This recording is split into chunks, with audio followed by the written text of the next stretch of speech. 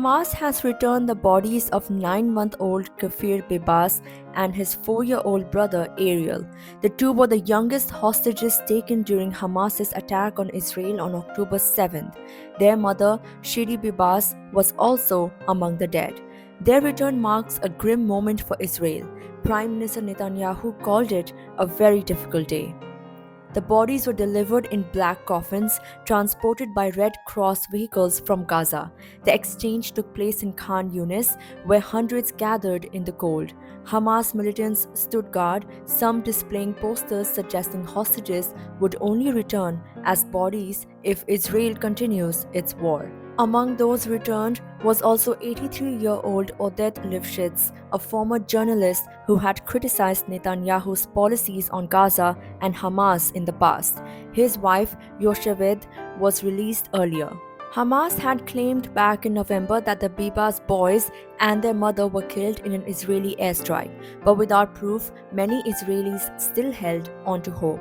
Even now, full DNA checks will be done before Israel confirms their identities. Their father, Yarden Bibas, was freed earlier in a hostage prisoner swap.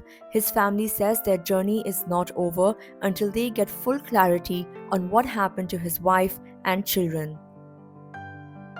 The handover comes as part of a ceasefire deal brokered by the US, Qatar, and Egypt.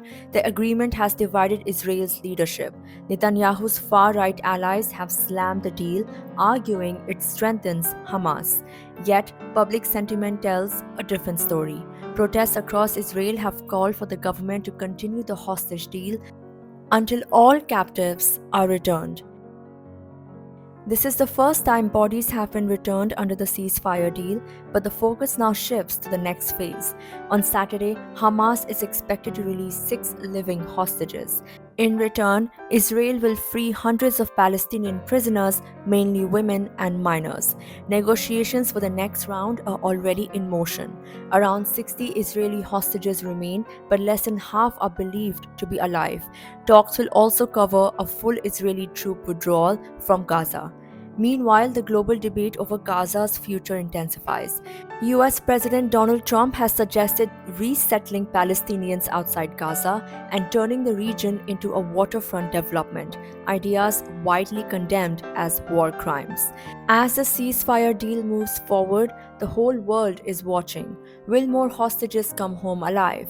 Or will this war continue to claim lives on both sides? Stay tuned for more updates.